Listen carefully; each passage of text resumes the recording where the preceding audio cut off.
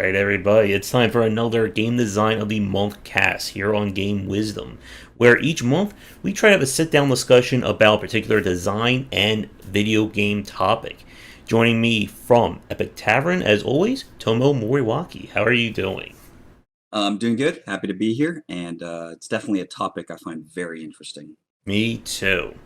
And our topic this month is going to be trying to define the role of difficulty in a game. And hello, everybody in chat.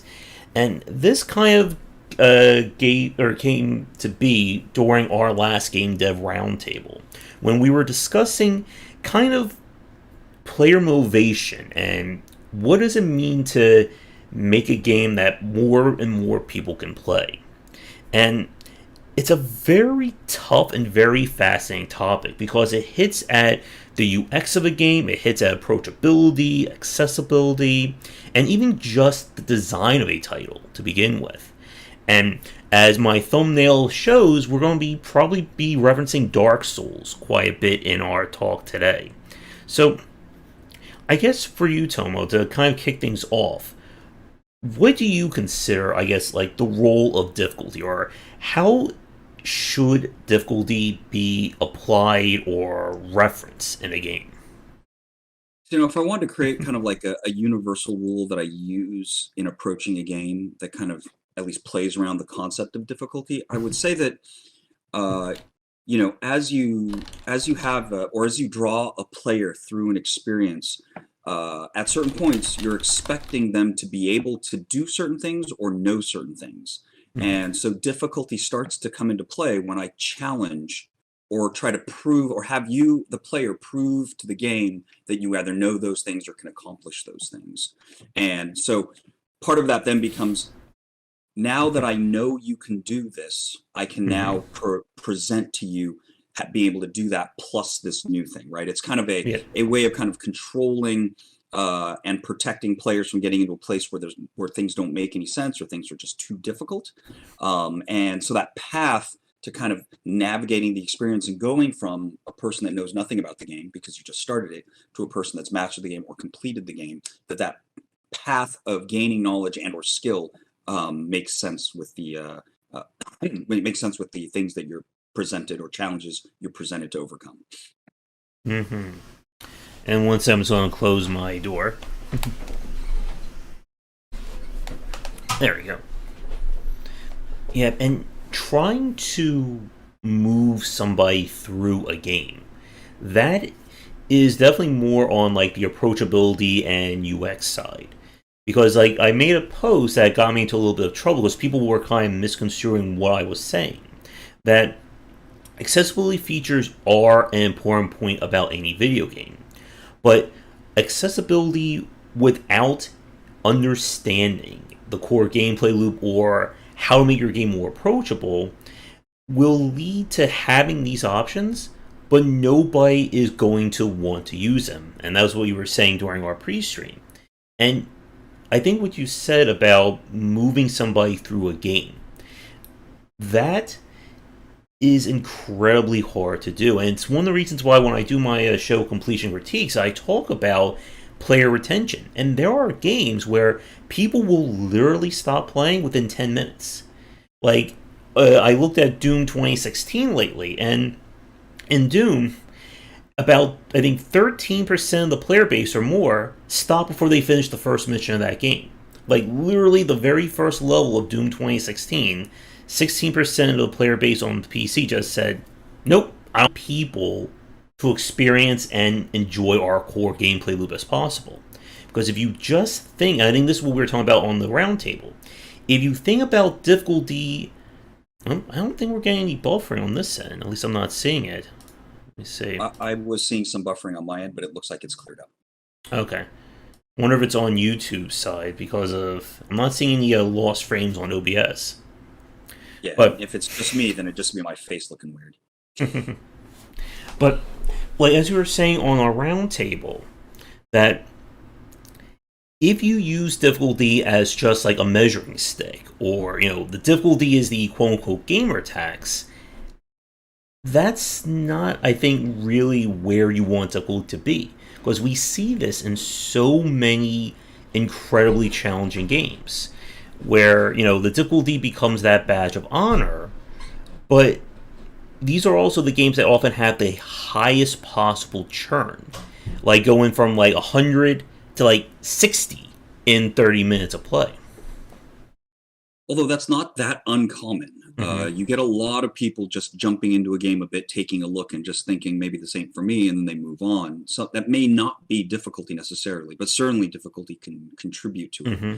I think some of the problems we're talking about is when we see difficulty with too simplistic a perspective, that we're either thinking, and I think maybe many people think of it as um, the game challenging you and you're not being able to overcome the challenge. And Mm-hmm. especially early in, like, it overlooks how much a role uncertainty plays in our perception of difficulty. If I don't understand what to do, even if doing it is very simple, it is very hard or it appears very difficult to me.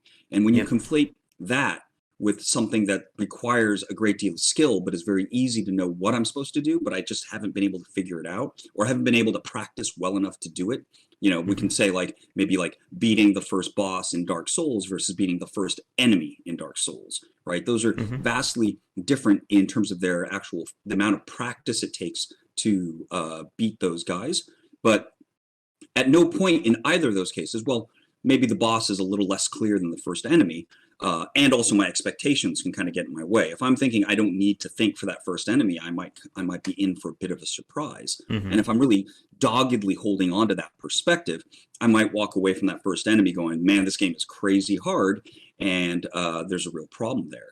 And Mm-hmm. to be fair, if I think what I think and my expectations are defeating what the game is about, then the game may it it it's the responsibility of the game to give me a clue as to why I'm thinking the wrong thing, and that's not increasing or decreasing the difficulty necessarily. The perceived difficulty, yes, right, but the actual difficulty, the skill execution, has no effect on. Mm-hmm. I'm just letting you know what not even like in a game like Dark Souls where it is like timing and skill based, letting you know what you have to do isn't really the difficult part, or it shouldn't be, right? Mm-hmm. That said, you can hide information in the game and require that I spend more time and more attention to figure it out. And if we start going down that path, we'll start to actually find the entirety of like the difficulty, for example, in a turn-based strategy game.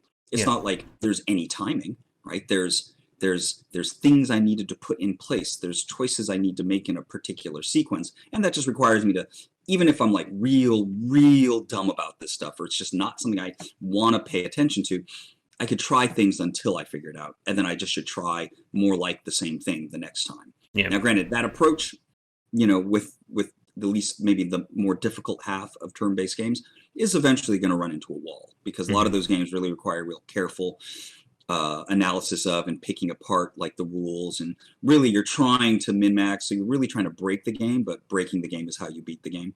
Mm-hmm. Yeah, and I'm glad that you said about turn-based strategy games because that brings up, I think, a point for myself that I can play action games, in my sleep at this point. I have all that, I have all the foundation, I have the schemas of how these games work, memorized and, etched into my head. But if I go to play a strategy game, I don't have that built-in knowledge. I can't play, the Europa Universalis, Stellaris. I tried Total War Three Kingdoms a few months ago, and like it was basically just me spending 30 minutes fumbling around, just going, "What the hell am I even doing here?" And I stopped playing. And that is a game that is considered to be like one of the finest examples of that design. And I was in that 30 minutes or less churn of trying to play this game. And Well, go ahead. it was that Josh the platform whisperer. And again, I think this again leads back into how do you do onboarding? How do you figure out, like you said, like how do you move somebody from never playing this game day one to understanding, okay, this is how I fight an enemy, this is how I power up, this is what I'm paying attention to, and so on.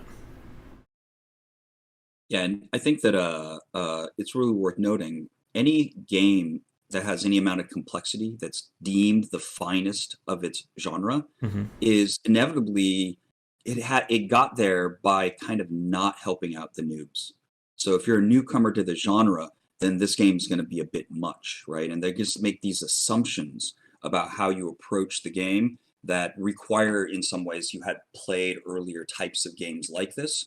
Uh, um, and that's not entirely fair, but it does point out how the hardcore audiences of certain genres, they're the in many ways the better users because they're more reliable, right? If I can make a game that is really satisfying to the kind of the most devoted of turn-based strategy players, they're going to be really interested in my game, and then I can kind of guarantee a certain chunk of sales, and I can guarantee some notoriety because the word on the street will be that I'm a great one of these types of games. But Yep. for a newcomer, the game might be terrible, in fact wholly self-unaware about what a new player cares about when they're trying to start your game. and Yes. and your game may very well have been built so that the minimum knowledge level is beyond them, and now they're in a situation where they need to spend a lot more effort to get to that minimum level of understanding Hmm. than maybe is fair.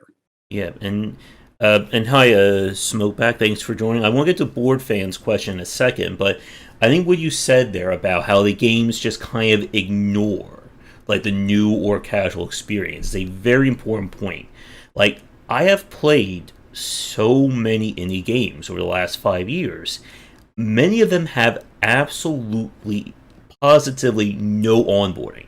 I mean, literally, no mention of what buttons do, nothing about anything works. It basically assumes that you've played these games. And for me, yes, I've played a platformer. I know that if I'm on a keyboard, probably either W is going to make a character jump or spacebar.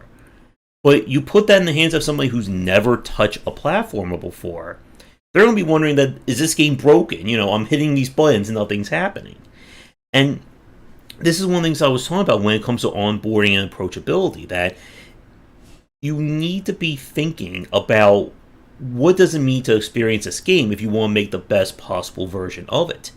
And what you said about how, the hardcore become like the best users of a game, this is, I think, where we get into the kind of like the negative side of that. The quote unquote get good crowd. The game's Totally. not broken. You just suck at this. How dare you try and change so and so? And I think that will probably be our best segue into talking more about Dark Souls.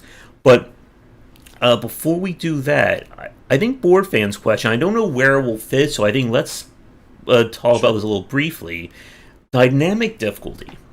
This is one of those terms that it always feels more like a buzzword when it comes to marketing, and I think something that can really impact things.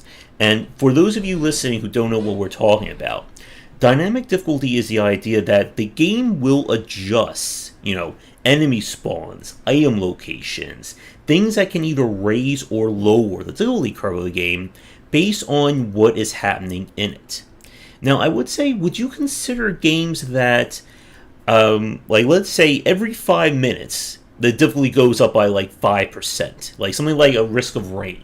Would you consider that to be an example of dynamic difficulty, or is that just, progressively raising the difficulty up? I think it technically counts, but I think in the context of our conversation, it's not the same, Hmm. right? Because all players will experience that. And so I think in that, at least the more controversial space to talk about is that the game, there is no one difficulty to the game, right? That it's actually dependent on your individual performance. Hmm. And I think that maybe for the kind of the people at the extreme end of the time commitment and skill curve, it offends their sensibilities, which is funny because it actually impacts them the least, Yeah. right? Because they're going to get the least amount of reduction in difficulty as a result of dynamic impact because of their play style or their capabilities or whatever. Hmm. But it's scary and creates a different imagined uncertainty in that if I screw up a bunch of times, am I going to get the easy version? And obviously, if I'm looking for performance and accomplishments, Hmm. I'm going to feel like you're stealing my kind of like what I is rightfully mine and which is the challenge that I bought into. And so I think it can be complicated for some of the users on the extreme ends. But in practice, the real problem with dynamic difficulty is that it kind of just usually doesn't work.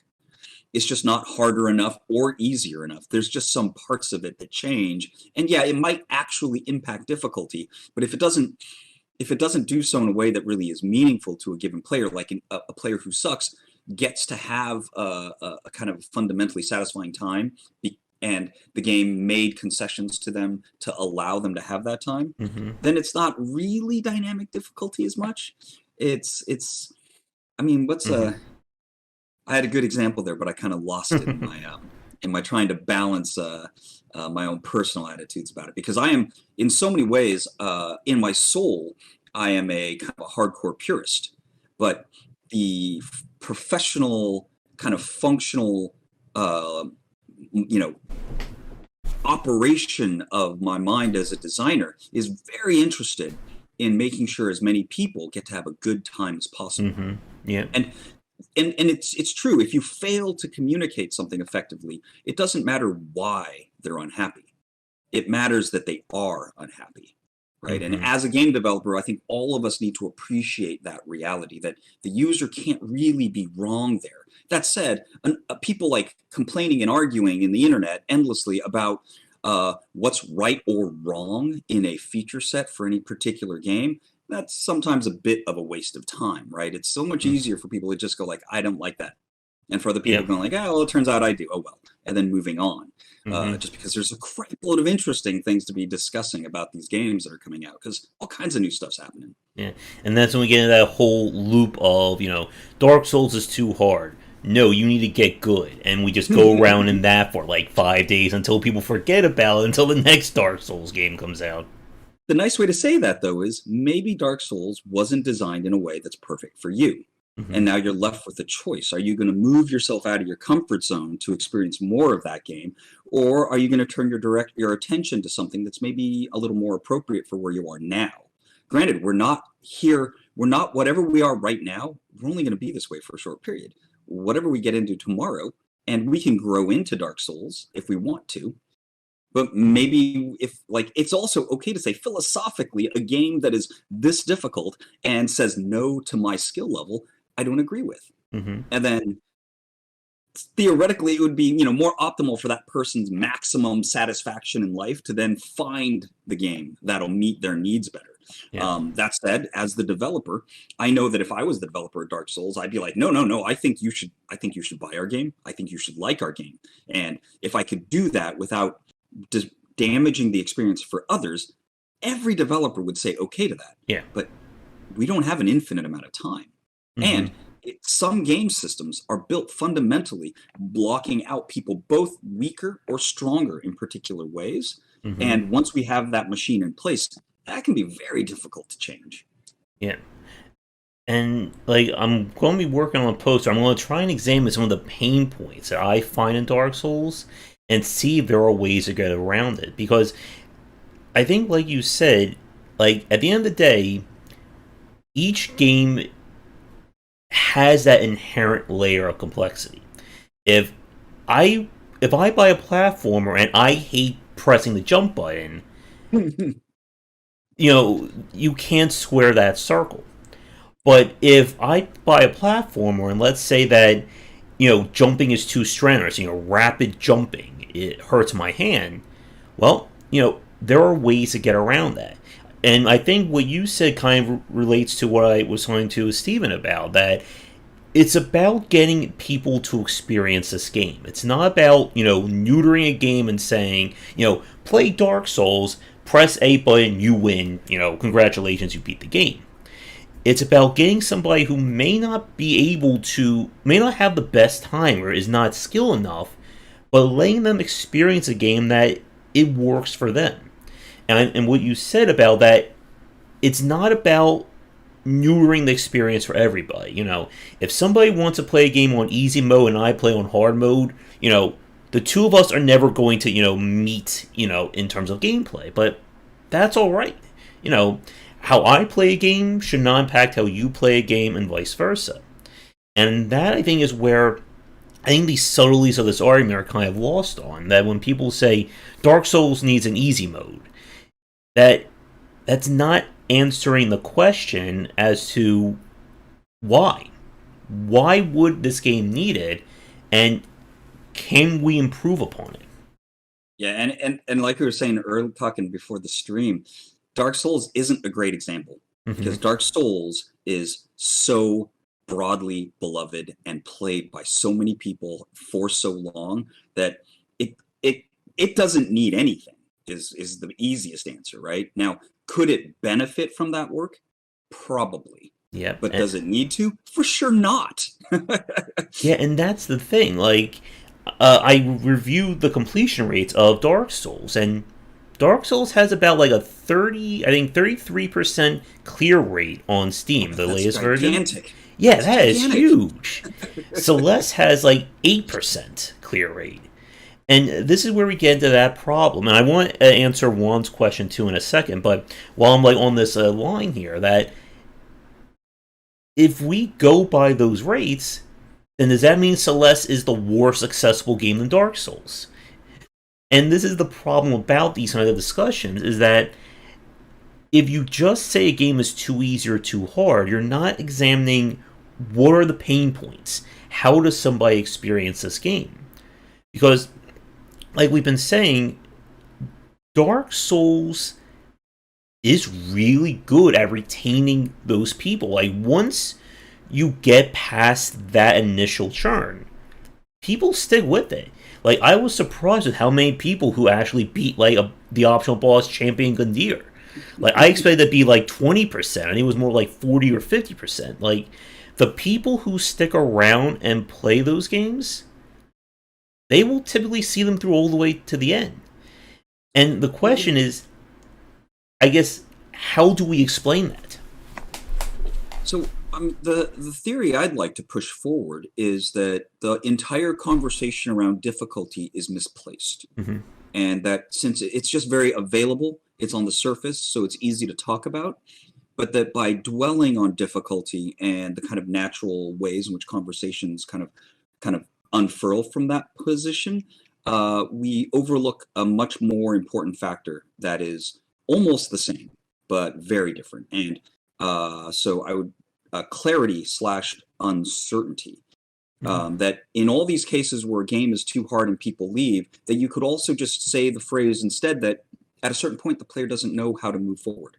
At a certain point, the idea of moving forward has become difficult, or feels like it'll take too long. There's just too much friction moving forward, and so then I start moving forward slower and slower until I stop, and then I stop playing because I'm not getting any satisfaction out of it. It's like I'm always standing in a pool of water that's not moving. And if all of us players, if we could just hit a button and have the water move, we'd be like, I'd stay here. I'd keep trying it out if I knew what to do next. And that's something that Dark Souls does fantastically well. It might present you with a hard problem, but you don't often have really serious questions about what you need to do. You're like, oh, I need to get further away from that boss after I do those 2 hits. I wonder if I could squeeze in a 3rd hit. That's uncertainty.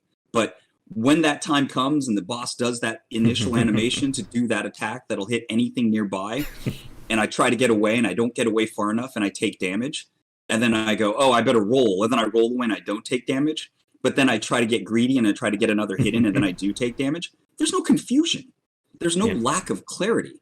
I just have to try again. And I like this in the context of Flappy Bird, where people were kind of like having all these sort of complex conversations about why Flappy Bird was doing well.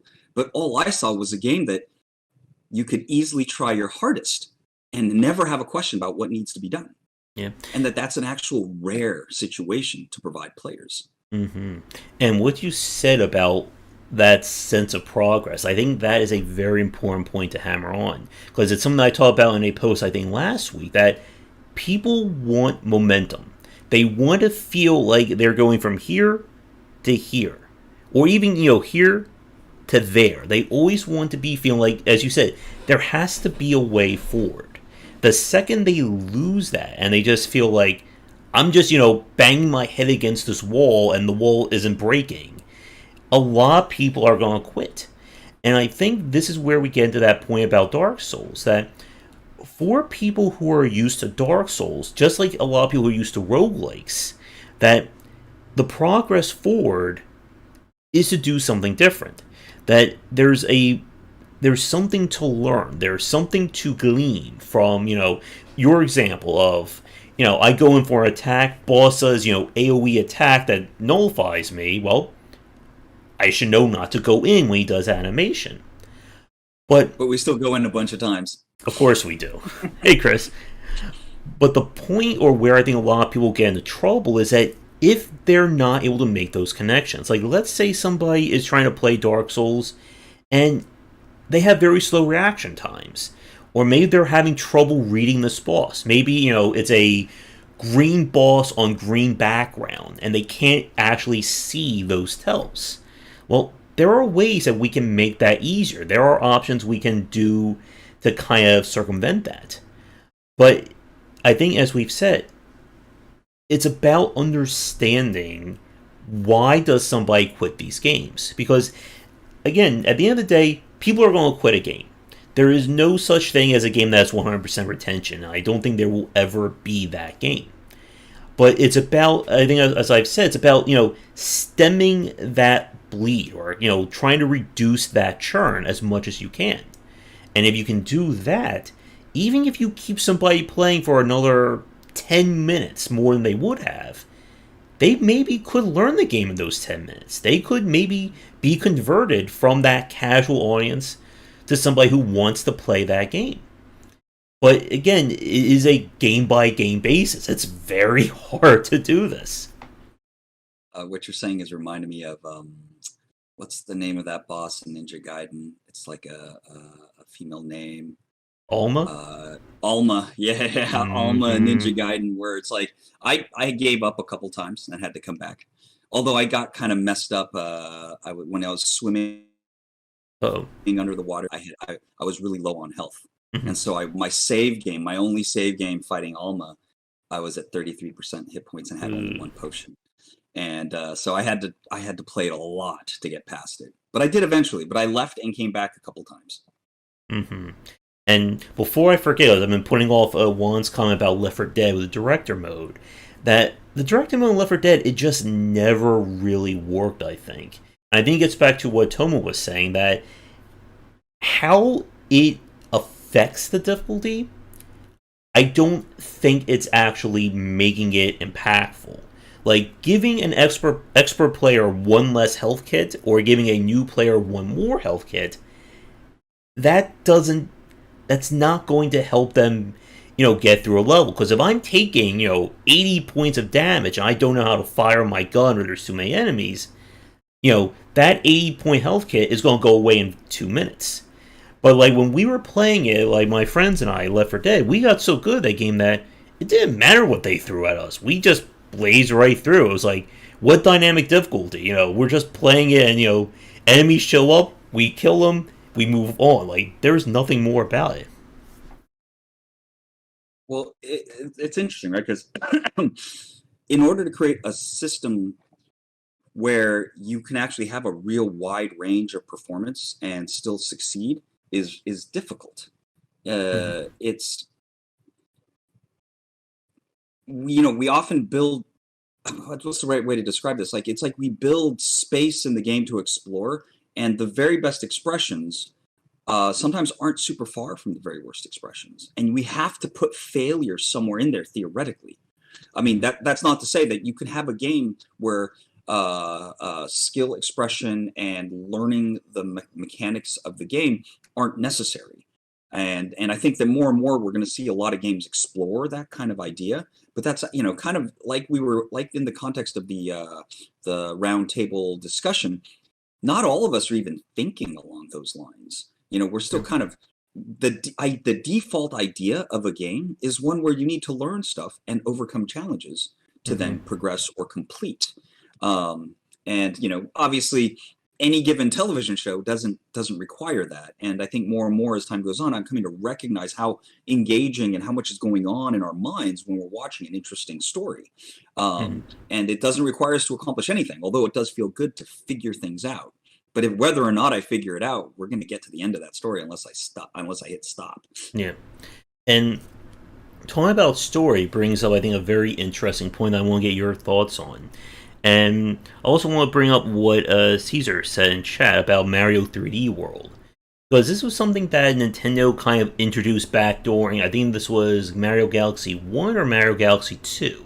This idea of, the game design, I guess, mulligan, if we don't have like an actual term for it, that if you die so many times, the game will give you, invulnerability, or, make Mario have infinite jump, or things like that.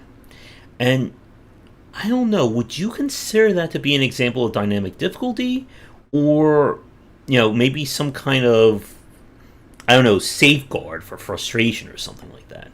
Well, I mean, I think a safeguard for frustration is probably, at least in this conversation, it is definitely dynamic difficulty. In fact, it might Hmm. be one of the better examples of it, right? And in the context of something like Mario Galaxy 2, I think it was 2, um, it works because the player base is very diverse and has Hmm. different needs.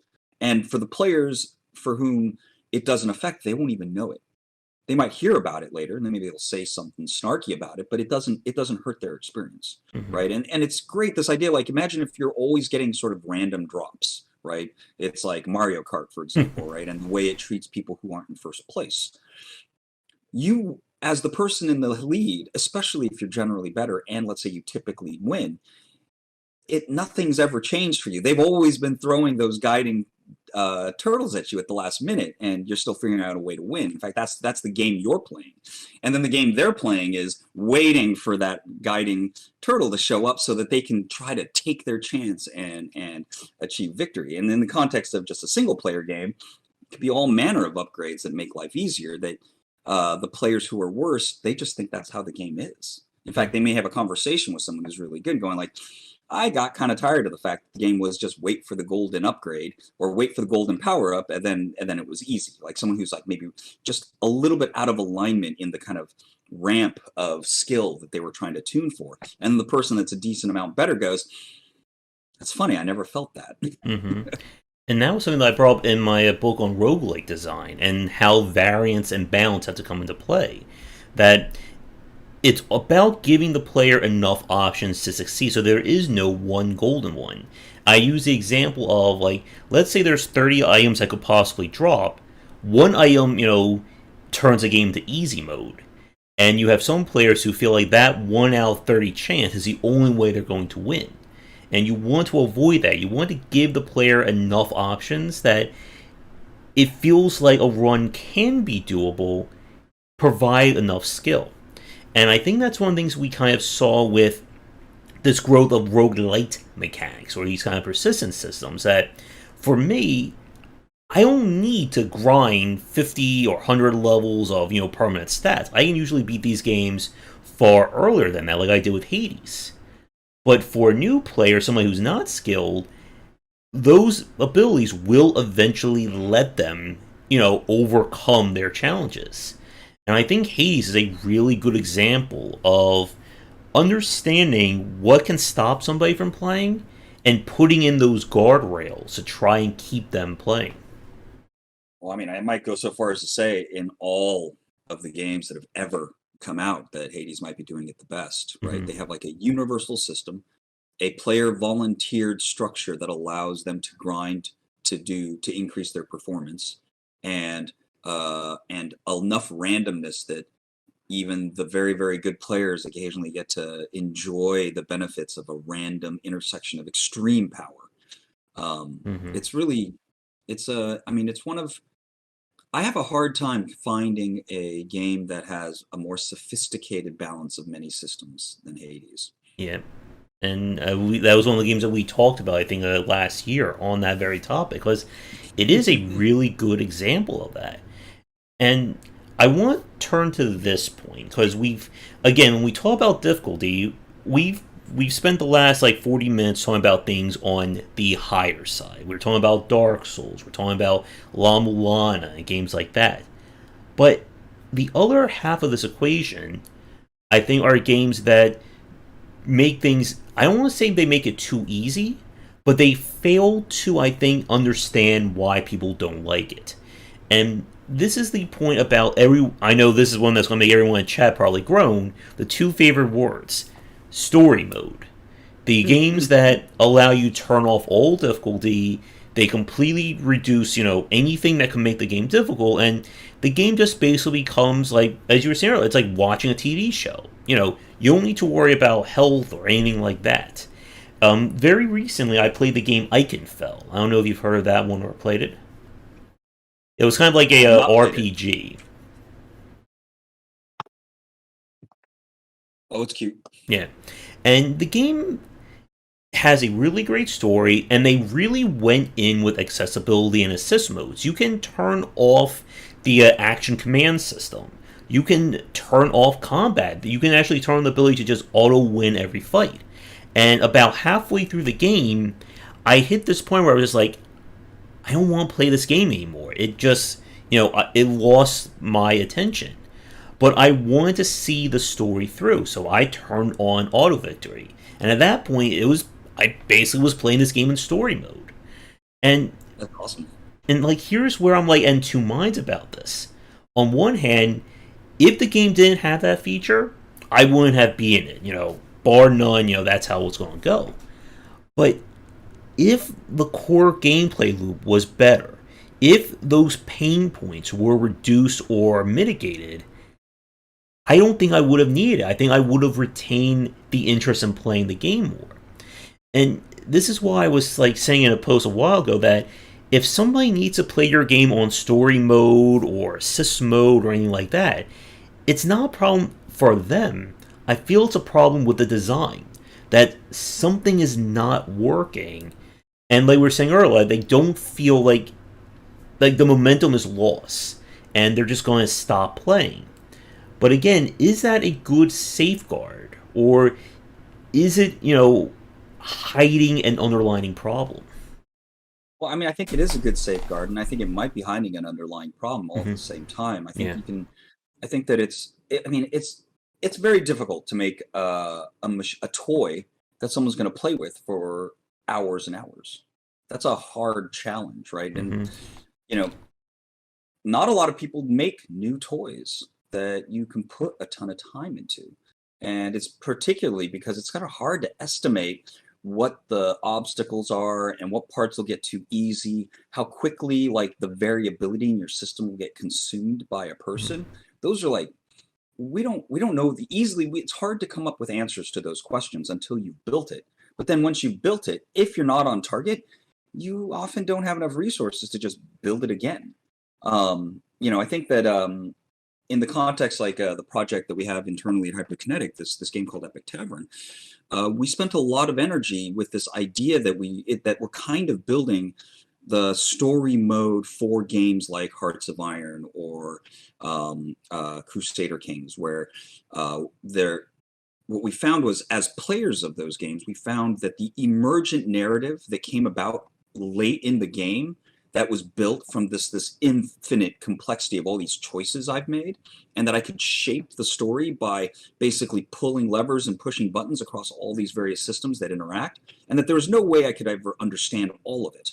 But that once I started to, after I put 100 hours into it, I could kind of navigate my way through something like Brazil winning the war with Russia Mm-hmm. on the planet Earth. That was pretty interesting. And then all the weird stuff that would happen along the way became a unique story that belonged to me. But in order to get to that point, I had to commit so much life energy.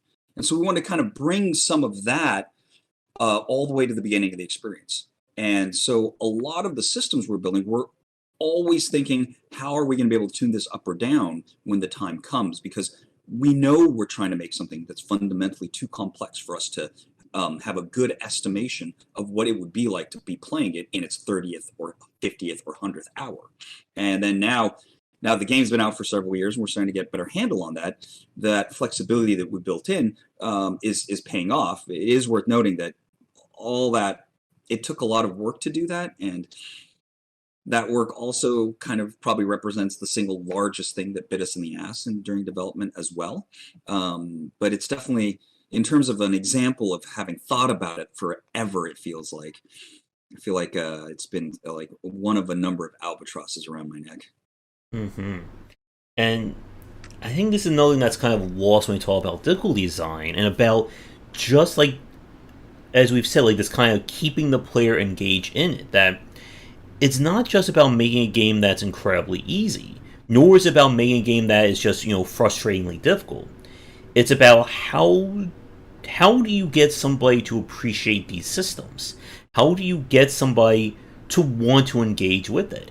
And it reminds you of what Tanya was talking about on our roundtable with Boyfriend Dungeon, and how they ran into this issue that people wanted to experience more of these systems, and the game wasn't really set up to accommodate for that. And the thing is that it's not just about difficulty. It's not just saying, let's just put a mode where every enemy does 10 times more damage. It's about, okay, if we have these systems in play, how do we make it more interesting? How do we make it so it's not just, I close my eyes, hit the square button 10 times, I automatically win? Well, we're talking about how we could, instead of say difficulty, we could say uncertainty, and right, Mm-hmm. and then that kind of leads developers to focus on the clarity of their experience. I think one of the pieces of that clarity is that achievement is not the same as difficulty. Accomplishment isn't difficulty, but if we even took another step away from a Mm-hmm. language of overcoming, it's simply the experience of revelation, right? Where I go from not knowing a thing to knowing the thing. And in a lot of ways, have me trying a bunch of times and figuring out that, like, 73 plus 7 is 80, and I should just choose 80, is like a tiny bit of a puzzle that when I complete it, I get the dopamine hit. I'm like, oh, I understand it now. Mm-hmm. And the neat thing about that is, if that's skill based and timing based, I don't just have to know it. I have to know it, and then I have to program it into my fingers. And then when I accomplish that, it's like, now not only do I understand this system, I'm able to meet the high frequency time requirements in the game as well. And I program my fingers to accomplish it, because it took Yeah. me, like something that took me 20 times to figure out is going to have 20 attempts worth of triumph afterward. Mm-hmm. Now, I might not try 20 times though if I don't know what I'm doing, or something that might take the developers 20 times to figure out because they know perfectly well what needs to be done may require like hundreds of Yeah. attempts by someone who doesn't understand, or Mm-hmm. infinite attempts, right? And now Yeah. they're like not at all feeling good. Yeah, and that's why we also say that when it comes to playtesting, you need a very diverse pool. Because you can't just playtest your own game and figure out all your pain points, because you built it. You know how everything works. And to Chris's comment about a pathway, I ran into that problem as well. That I just found it to be a little bit too much on the frustrating side. I think it was like too much give, not enough take for me to get into that. And what you just said, Tomo, about kind of how the achievement is divorced from difficulty, I think that is a very important point, because it kind of goes back to Dark Souls in a way. That again, the people who learn Dark Souls, the 33% or even higher that, get past that churn rate, I don't think they find that game to be difficult. They may get stuck at a spot, they may get a little frustrated, but I think you're not, if you were to ask them, do you find Dark Souls to be a hard game? They're probably going to say no.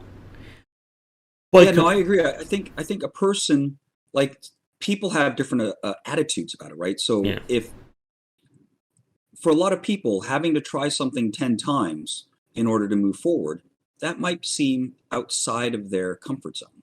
And so now it is too, they might describe it as too hard for them, or it needs to be easier. But if someone, and if while they're doing it, they know exactly what they need to do, then I think we can measure that against someone who's willing to try 20 times. But Mm-hmm. someone who tries 10 times, but over the course of those 10 times never really figured out, never really felt confident that what they're doing is the right thing, there's too much uncertainty. So they're Mm-hmm. leaving because they're confused. Now, the players, though, that understand well what Dark Souls is communicating to them. And in their mind, they're like, well, more than okay trying more than 100 times. Like, it's not even a question in their mind. They're never going to see it as hard.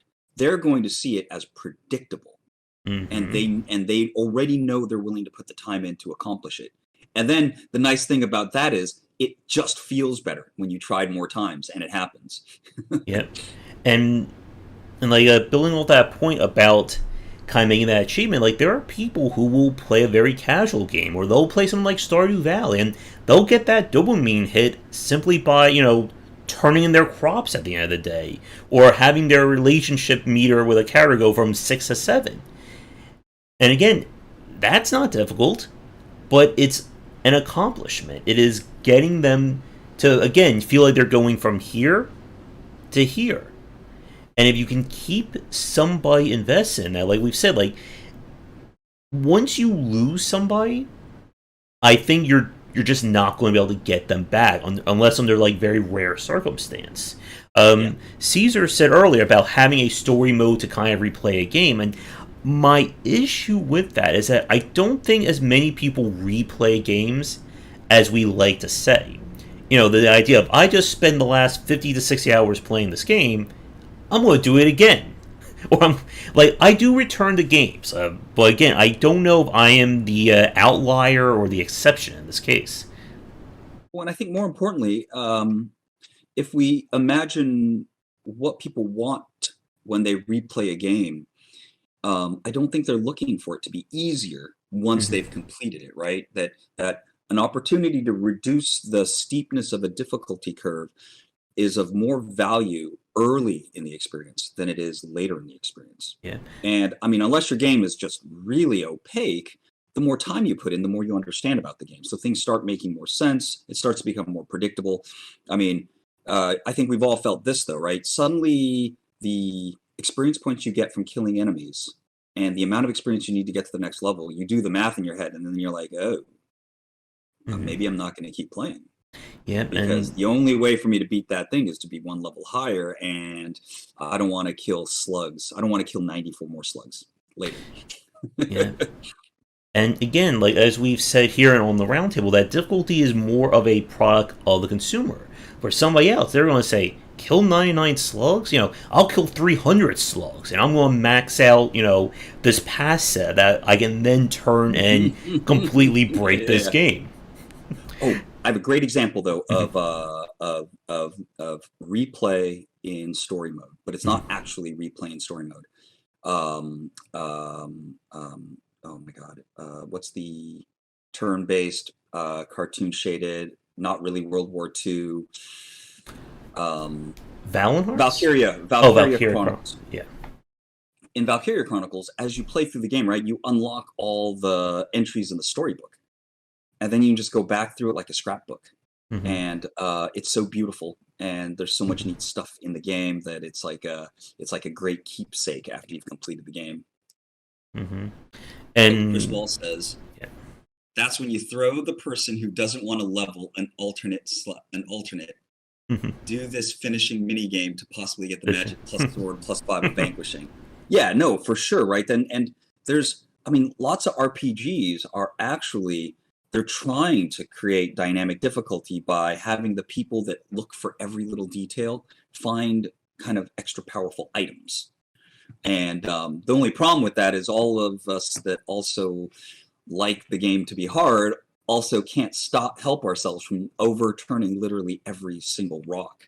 I was playing Divinity Original Sin 2 with some high school friends, having a great time, and they're always moving ahead, and I'm sitting there opening every crate, looking at every box, holding down Alt and moving my cursor around the screen looking for a hand. You go behind every damn waterfall. Yeah. Yeah, and that's, I think, another point, that you also have to be really careful not to balance your game under the assumption that every player is going to look over every inch of the map going for 100% completion. And I've seen games that have failed that lesson, that they assume, oh, this player just spent the last 80 hours grinding every side quest. Then we have, the concept of, required side quests, which, if Shark's watching, is that safely extreme to have a required optional quest? Nice. Well, and I think that we get it wrong so much. Like in a and one thing we don't do a lot of, and I think I've talked a lot about internally at the studio, is to use analytics in a dynamic way. Like this person searched 1 out of 10 boxes.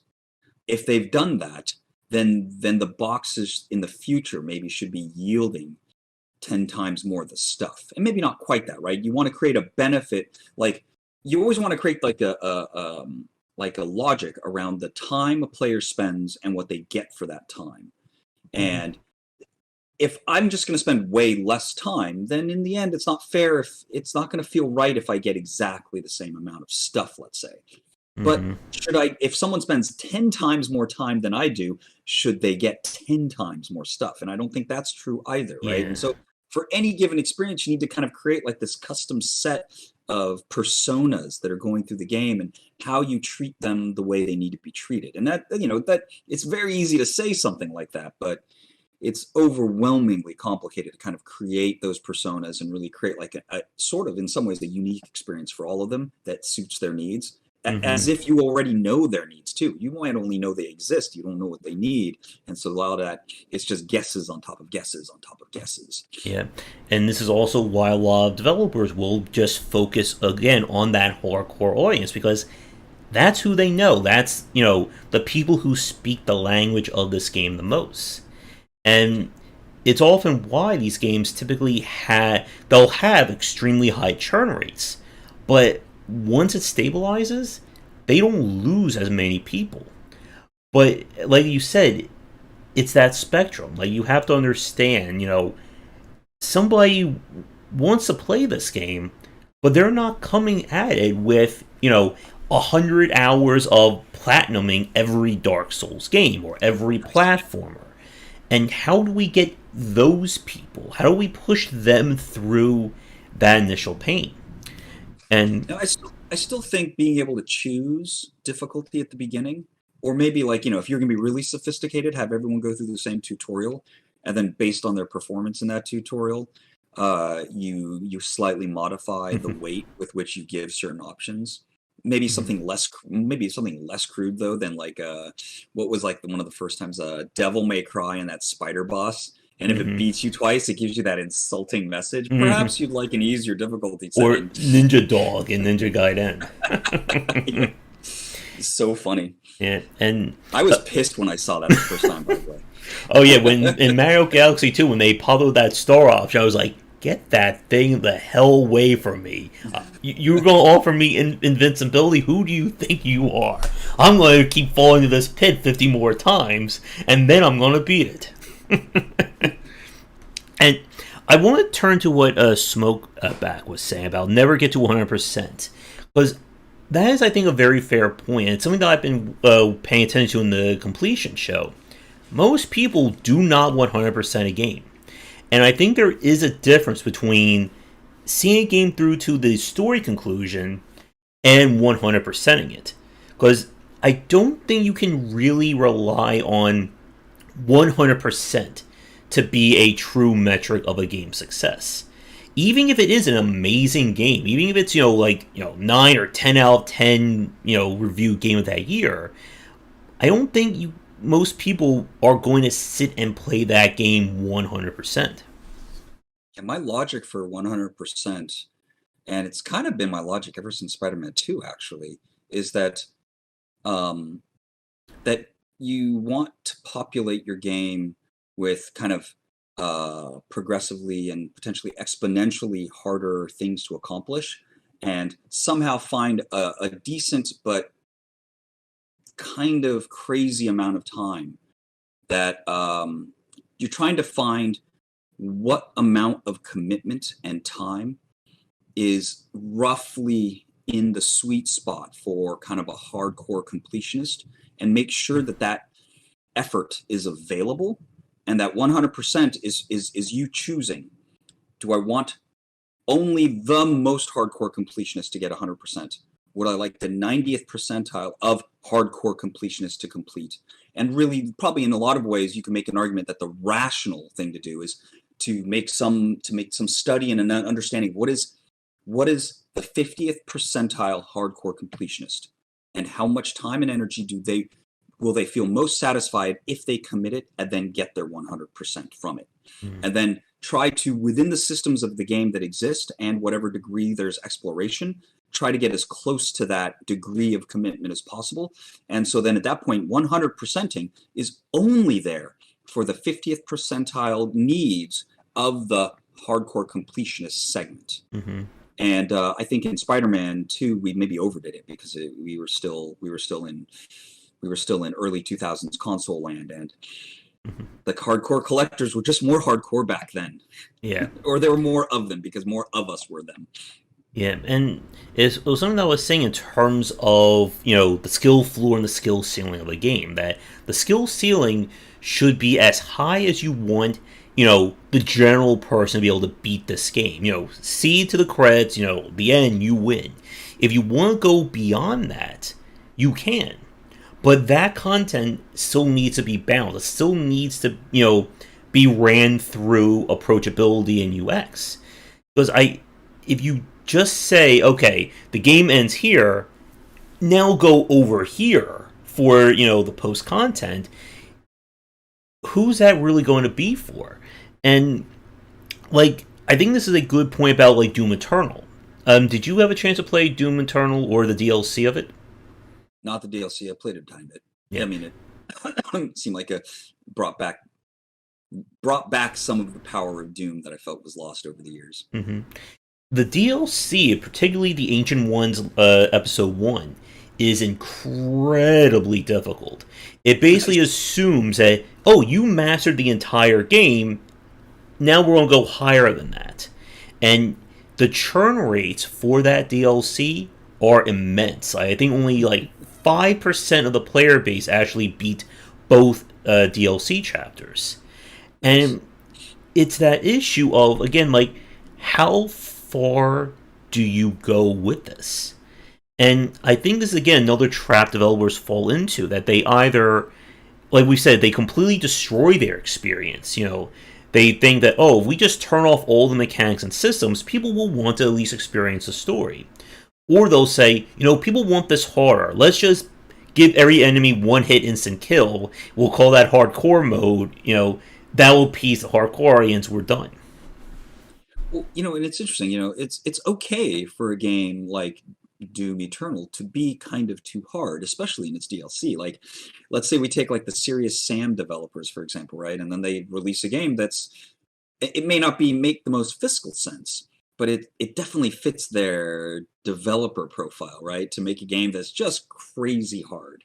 And now those of us that love the series feel like we're getting a lot of love because of kind of how disciplined they were about making that game for our profile.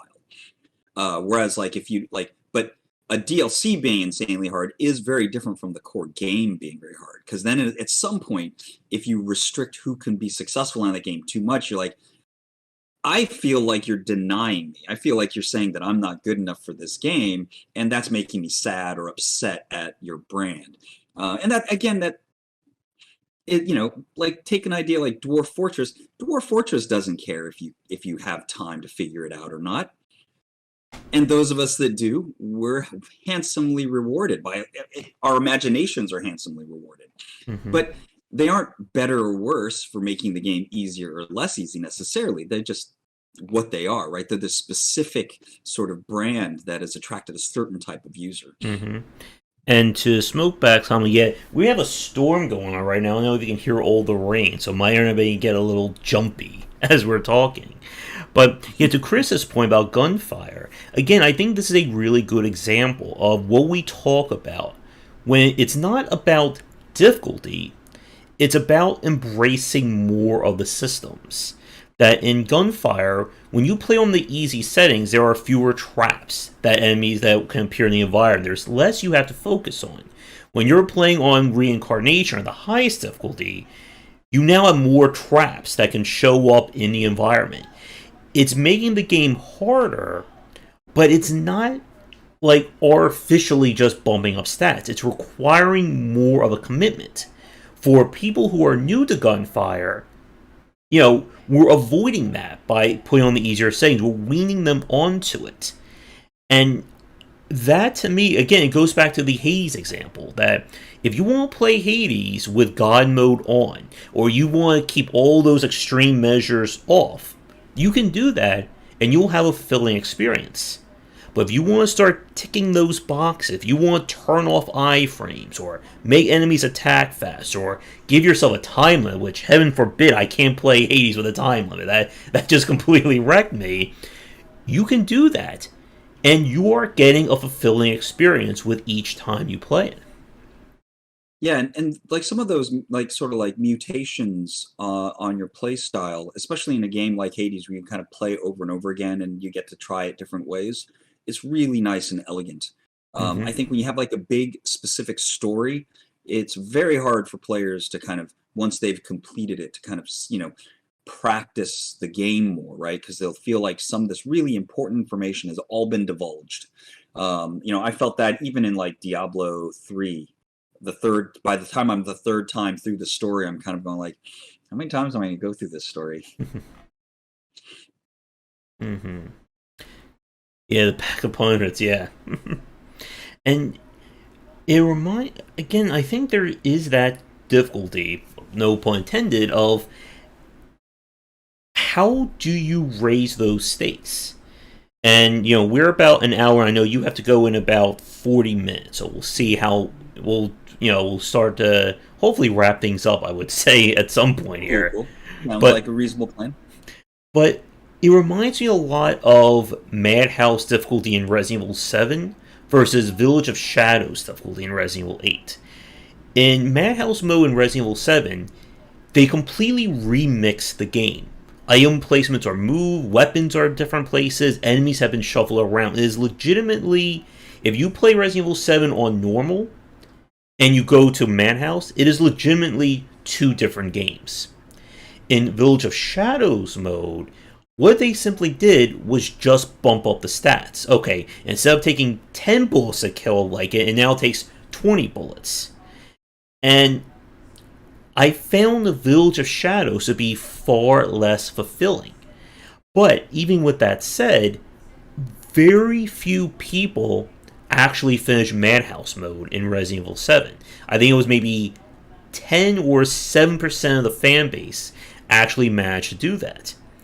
And this is the question, or this is like the issue I'm trying to have. How do we get that kind of unique gameplay in Madhouse but kind of make it more palatable to people who want to get that experience, but they don't want that overwhelming difficulty of when like a four-legged molded just jumps and one shots you on that difficulty. Well, there's if we start dissecting kind of like action difficulty, Mm-hmm. there is I need to use the right ability to advance towards eliminating a threat. There is how many mistakes I can make before I'm not allowed to continue, right? So getting one shot by Yes. enemies means you're not allowed to make any mistakes. Um, and then there's also how many times I need to use an ability to kind of eliminate an enemy, and that if there are many enemies of diverse types, that just starts elevating the risk or elevating the damage I'm taking over time. If there's and being able to choose killing the right enemy at the right time. And so amongst all these rules, the one that probably people find the least satisfying is the one where you're allowed to make less mistakes, right? Mm-hmm. It's that when it's this I need this fight to last less than a minute, or else there's the minimum damage I'm taking means I'm going to lose. And then and I can make use of this one behavior and I get that up to a minute and 30 seconds. Oh, they've added enough enemies that I need to be smarter about who I take out than I usually am in order to complete this in less than a minute and 30. Now, right now, I'm talking about all the ways in which you can change combat and increase its difficulty that feel kind of good to us because they kind of incrementally challenge us a little bit harder. They put a little bit of pressure on us to decide a little bit better. And but in a lot of cases, when we find high difficulty unsatisfying, it's that no, no, no, you can make zero mistakes now. And every time you make a mistake, then you're forced to stop, right? And the flow of the experience gets so disjointed that we want to stop playing, Yeah. unless we are that good, or unless we commit the time to practice the mechanics so well that we make Hmm. no mistakes. And Yeah. and for those people, they are having an extremely satisfying time. It's Hmm. just that they're in an extremely small minority at that point, and so Yeah. many players are walking away going like, that difficulty wasn't nice for me. And like, there's the opposite happens. Some games, once you get reasonably good at it, you're overwhelmingly powerful, so it doesn't matter how much you dial it up. Hmm. I'm recalling a game. I think it's a Warhammer Diablo-like clone. I can't remember the name Uh, exactly. Mechanicus, Mortar. There's like several Warhammer Diablo style games. I Yeah. oh, it's Warhammer Fantasy Chaos Bane. Okay. Um, and so what I found in Chaos Bane is they have all these modes where you can just turn the difficulty to max, right? Hmm. And I had kind of like been very careful to get the very best gear possible. And next thing I know, I play their kind of like play until you die kind of last man standing type of like mode. Hmm. And 2.5 hours later, I finally die, and Hmm. I'm just exhausted. And I've just been killing room after room after room forever. And I'm like, I'm never going to do that again. Yeah. And one thing that you said that I really like was the idea of a safety net. How many times can somebody fail or mess up before, the game just says, stop, you're done? Because that, I think, gets at this heart of the idea of dynamic difficulty, or difficulty is in the eye of the player. That, like, going back to the Left 4 Dead example, we didn't have difficulty in that game. We didn't make any mistakes. We found it to be easy.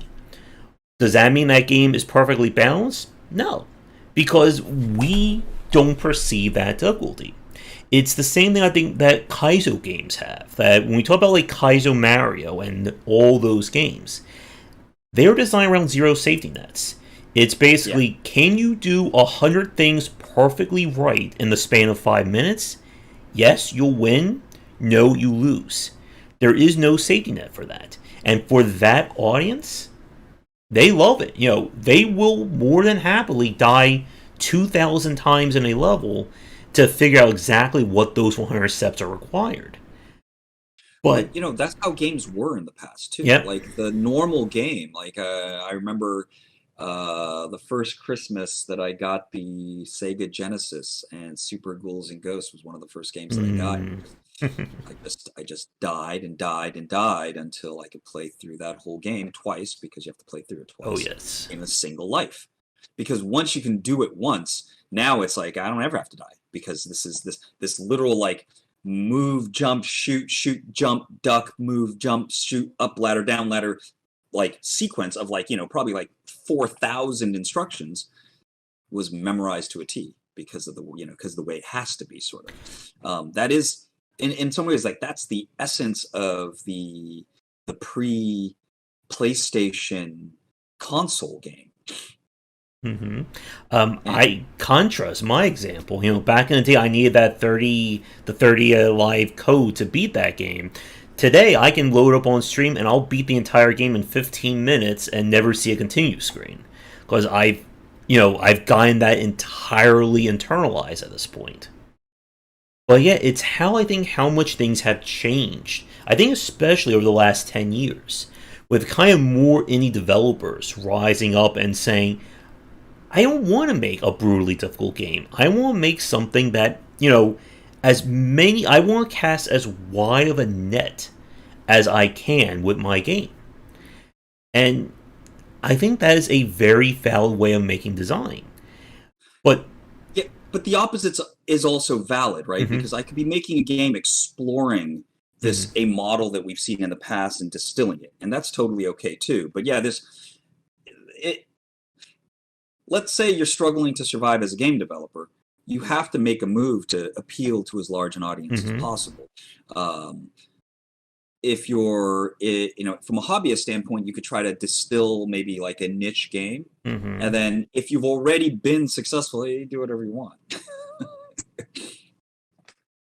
mm-hmm. And like niche games can succeed. Again, like, as we said, if you become, you know, the Dark Souls of, I don't know, Idle games. yeah, Dark Souls of idle games, and there is a group of people who want to play a dark, very complicated idle game, you could get 100% of that market. But if 100% of that market is, let's say, 800 people, well, I hope your budget can Dark Souls of Animal Crossing. Yeah, like I hope your budget doesn't exceed what 800 sales of your game is going to be. Um, I totally agree with that statement. But my thoughts, something intruded upon my thoughts. There's a roguelike game out there called Dungeon Mans. That sounds And the familiar. developer is a friend of mine, a guy named Jim Shepard. I really like that game because it has all these features, legacy features that ratchet the experience forward when your characters die. Mm-hmm. And I know that's kind of a common feature in the good roguelike games, but it's just the thought landed on me when I saw the Dark Souls of Animal Crossing for some reason. But yeah, like where does difficulty exist? Right. Mm-hmm. Some games seem easy, but to get past a certain point, there's something that you maybe weren't practicing or weren't recognizing over the course of that play experience that you needed to be getting, that you needed to care about. And I think that not in the context of Dungeon Mans, I'm just moving that onto the shelf, but like if hour by hour you needed to be accumulating some special resource, let's say, and the game wasn't messaging that to you properly, and by the fifth hour, if you didn't have the 5 units of that resource, that you had to spend the 5 hours then, right? When you run into those kinds of moments, you go, oh shoot, I wish the game had let me understand that this was important, because now I'm kind of thinking I'm going to close this game and not play again.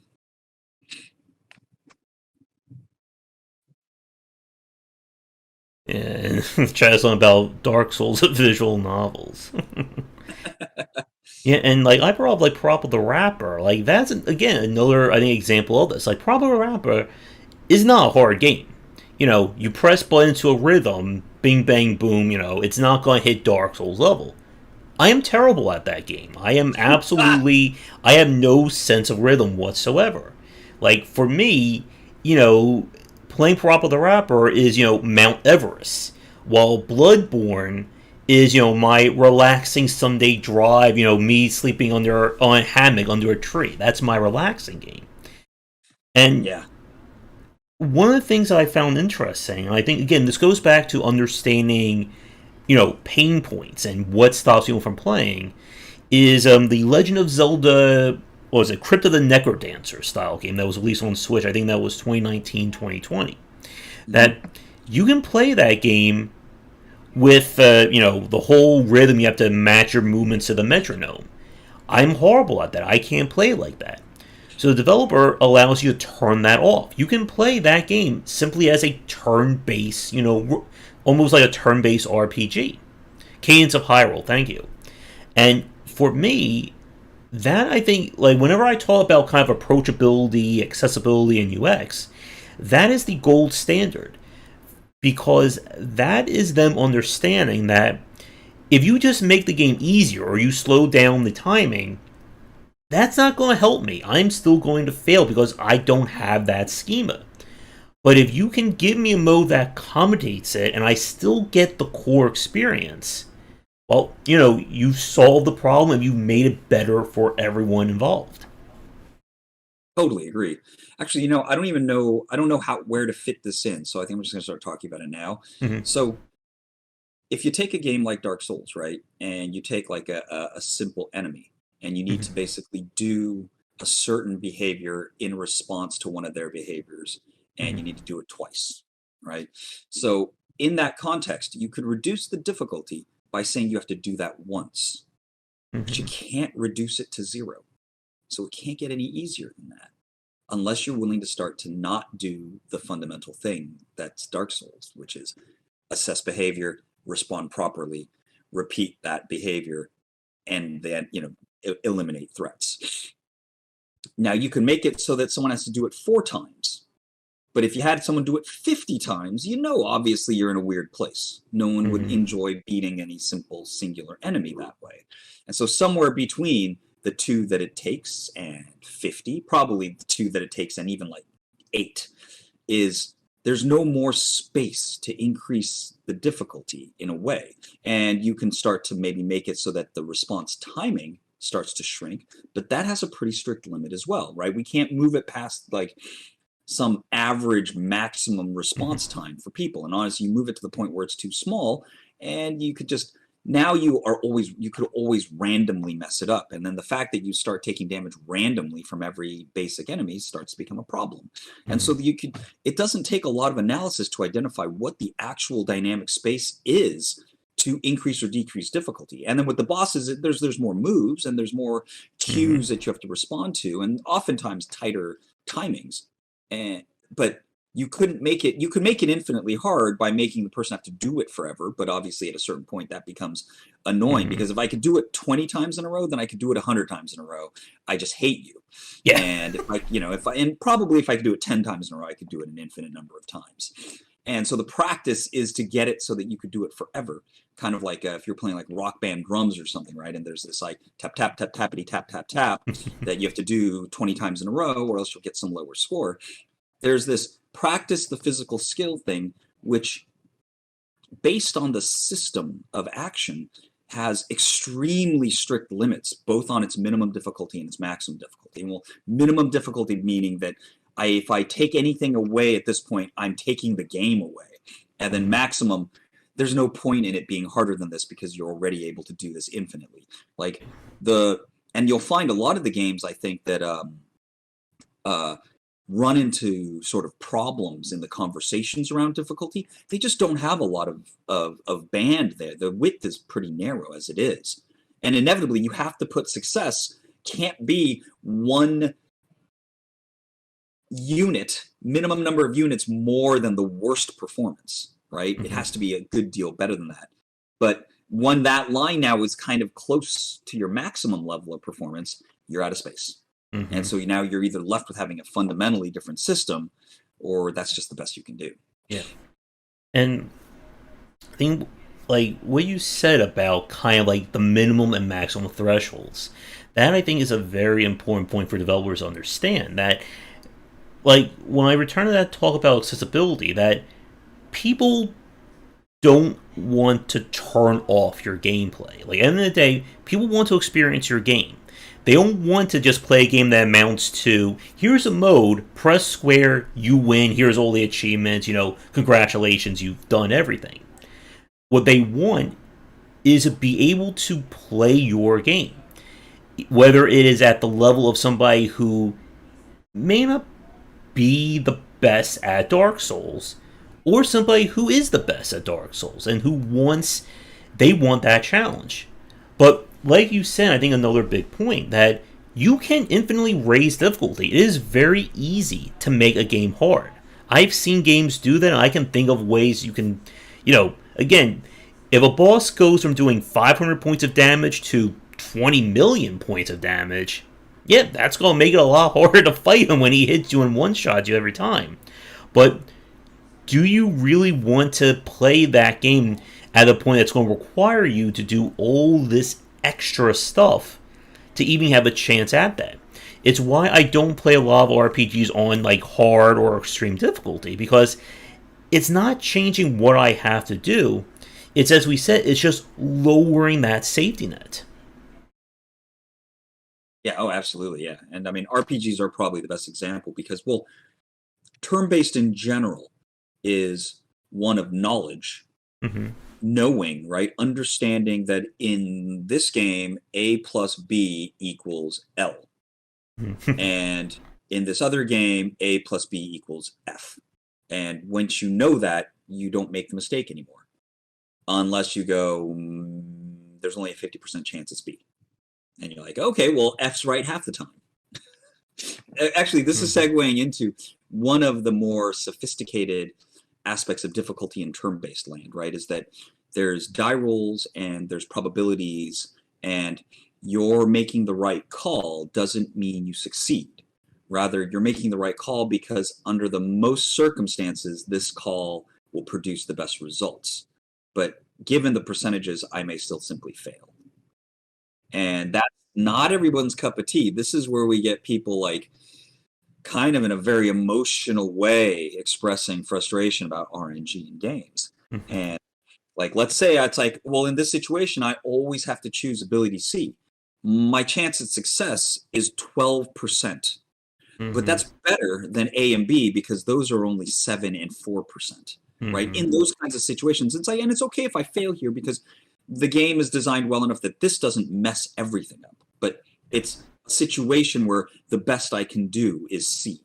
So I do C. And it took me a long time to learn that because learning the marginal benefits of a 12% versus 7% success rate take a certain number of samples, right? It's, in a lot of ways, we're doing intuitive statistics at that point. Why am I good at Hearts of Iron? Because I know that it's worth sacrificing a certain number of units here for a long odds chance at victory. Oh, I failed. Oh, I must have got it wrong. It's like, no. I not only did I make a good choice, I made precisely the right choice. It just it didn't happen at this time. It just didn't play out. Yeah, and so it's like that's a very. I know that long haul turn based players intuitively feel this and slowly shape their behavior, and I know I do it myself. And we've kind of cooked a little bit of that in Epic Tavern, but imagine explaining that to a player that has never thought of that. That just sounds ridiculous. Yeah, and like that's like we start talking about like roguelike and that kind of design. That's another hour and a half easily with the two of us here. But yeah, like about like those options, it is hard, I think, for people to conceptualize. You know, if I take A, B, and C, I could now have an 80% chance of winning this game.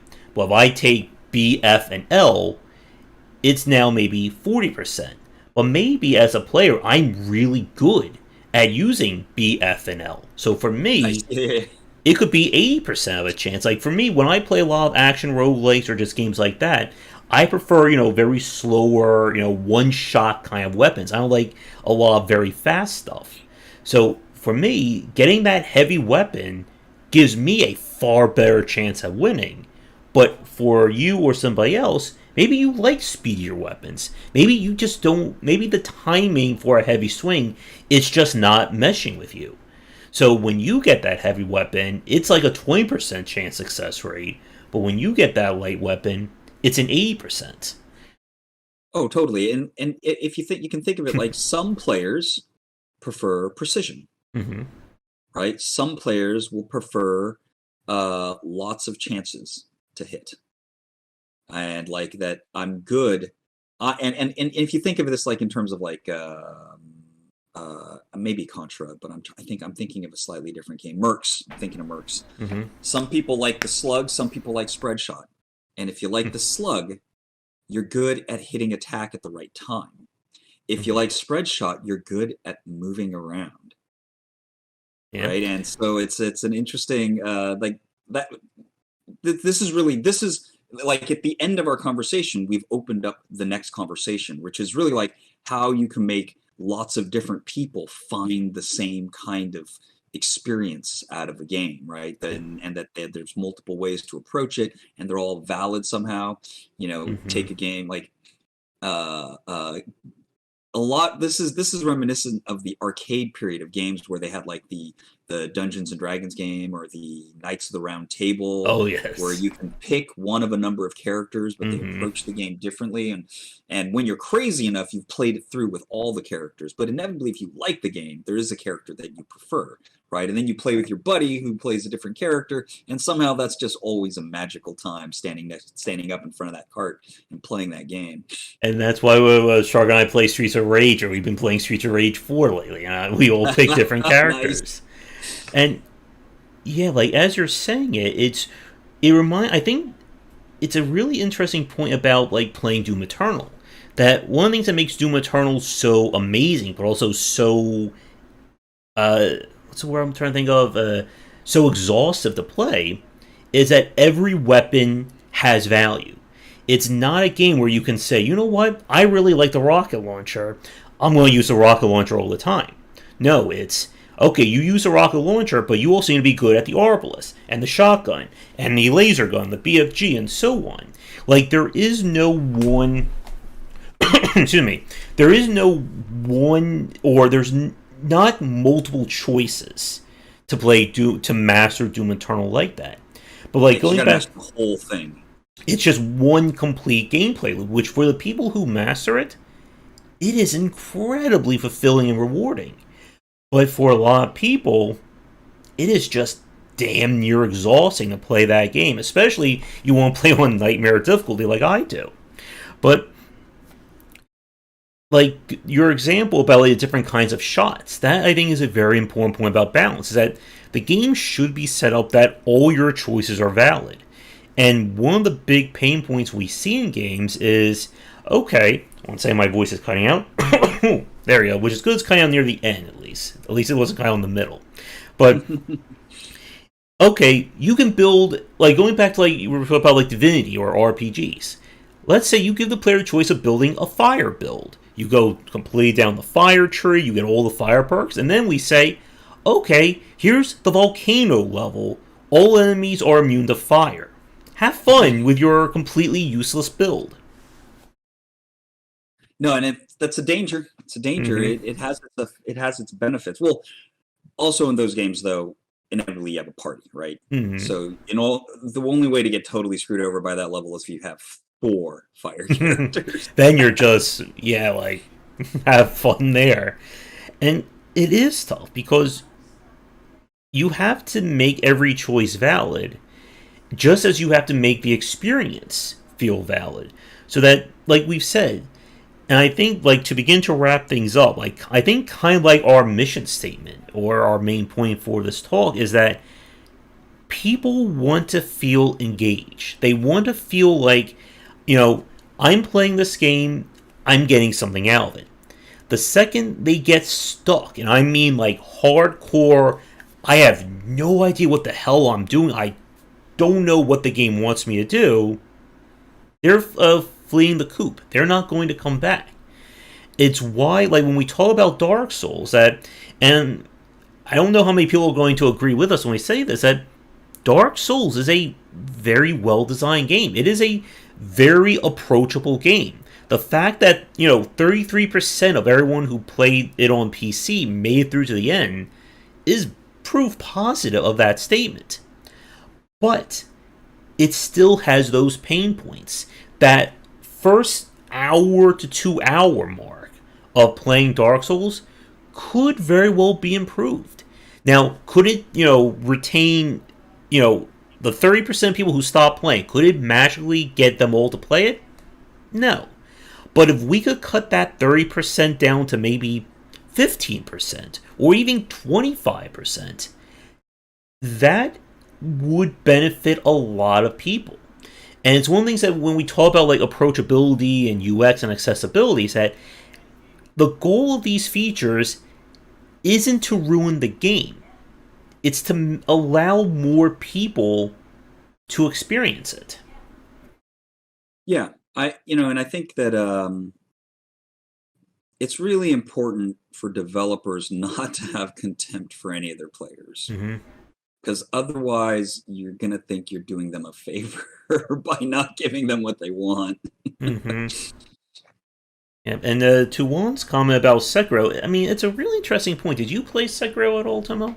I think we did do a video.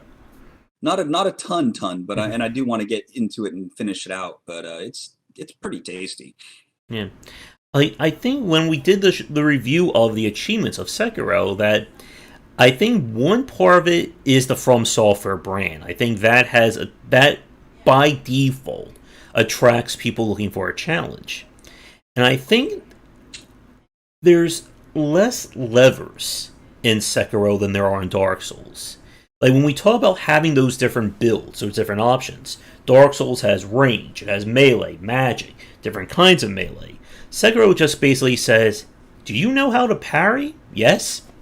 Here you go. You don't know how to parry? That giant ogre is going to jump on you and pound your head into paste. Time to learn. Yeah. And if you don't want to learn that, it bounces those people off. But you do learn it.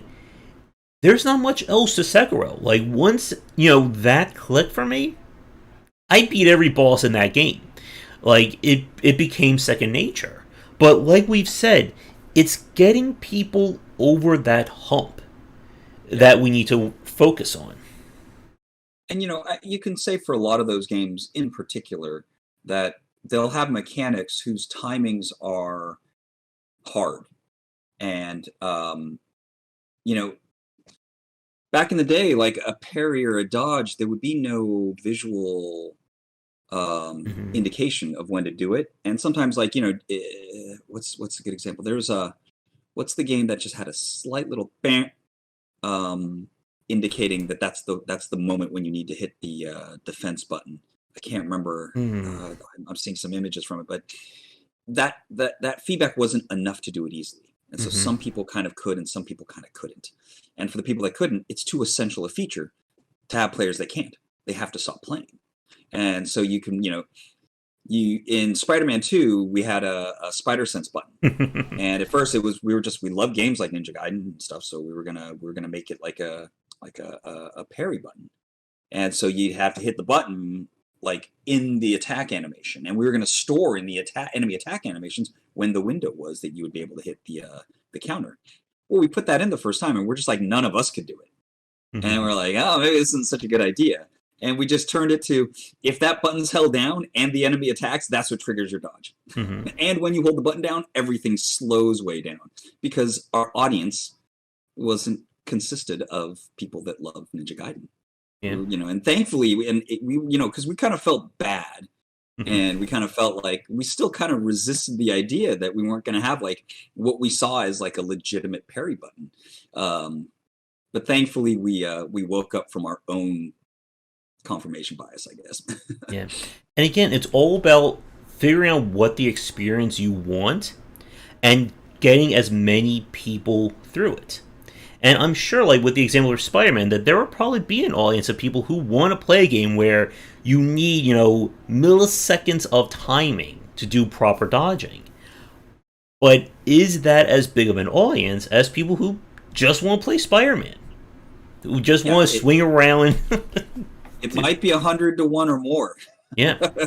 And it is tough. And I think this will be the final point, or really final point, because I know we got 10 minutes or less. Nice. Difficulty by itself does not make a game great. Like we've said, difficulty is more the perception of the player. It's how you design these systems to accommodate people that will kind of dictate that difficulty. You can make Super Meat Boy a very easy platformer. You can, give him infinite lives or give him infinite hits. You can make it even harder by, let's say, turning the lights off randomly while somebody's trying to do platforming. But ultimately, you have to consider what your core gameplay loop is and what you are expecting the audience to get out of it. Because there is room for challenging games, as we've said. There is room for easy games.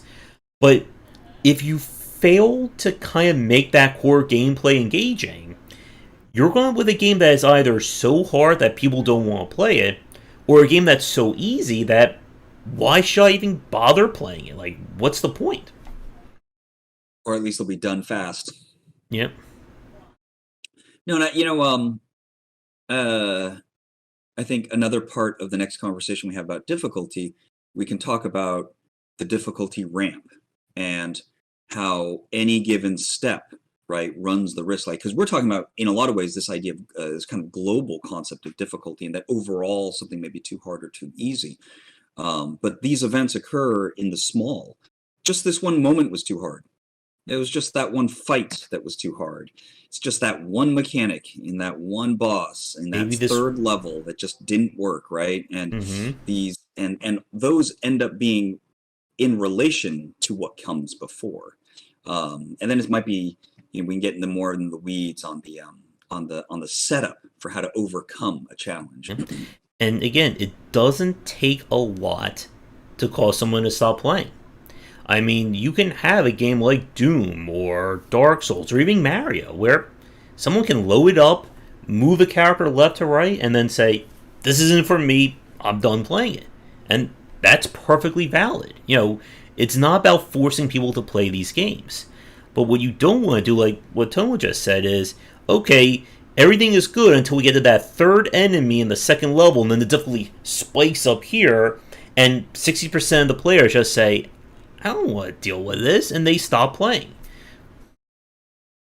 Yeah, it must be really challenging to get right. There we go. But yeah, I think this was It gets harder the more complicated your stuff is, right? The more there are systems that interact with each other to create the results, the more room there is for unexpected intersections that the designers aren't aware of. And since you approach it because you know how everything works, you might not find these weird spikes in difficulty. And that's what playtesting's for, I guess. Oh yes. And at some point, we may need to do a follow talking about how do you create engagement without making difficulty? Like, how do you reward people for learning a game without just saying, okay, now every enemy does 8 times more damage, have fun with your mastery of your systems. And that, again, gets at, how hard it is to make something feel right for as many people as you can. Although sometimes in our I have conversations where it's like, can we create a system where you can linearly increase difficulty by just changing one number? And like hit points could be it. The damage they do could be it. The time it takes to respond could be it. Usually you have to, the problem is usually that's never a true statement.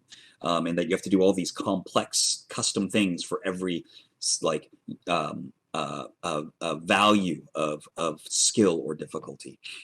Or level. Level's better way to say it. But I know we are knocking on time, so we will wrap things up for this chat. So, Tomo, it has been a really great conversation. I'm glad we had a chance to do this, especially after I got into some trouble about like approachability and accessibility. I think it's been a really great way of kind of framing what we're trying to say in terms of the difference between challenge and just outright brutal difficulty, or just, completely neutering a game and removing why people want to play it in the first place. Yeah, definitely. So, and this stuff is important to talk about because it's complicated. So if you keep quiet about it, sometimes the voice in your head is quiet about it. So before I let you go, any updates regarding Epic Tavern, any new social media, things you want to plug, go for it. So we're still streaming development 3 times a week, and we have dev chat conversations at our Discord channel, which the Discord channel is just discord.gg/Epic Tavern. And slated for sometime in October, we have a comic book being released that shares some of the story and characters of the world of Epic Tavern. Awesome. And we should be planning to do another roundtable discussion, I'm hoping in the next few weeks. And we will probably be talking more about difficulty from the point of view of multiplayer and accessibility next. So that is going to be a very interesting topic, I'm sure. Oh man, multiplayer is at least there's easily 4 to 20 roundtable discussions about that. Oh yes. So, for everybody new watching, thank you so much for tuning in. If you are new, check out our Discord, Patreon, do liking, subscribing, all that great stuff. You'll find links to Epic Tavern and Tomo in the description down below as well. And come back for daily discussions on game design here and on game wisdom, where he's in the art and science of games. Until next time, take care.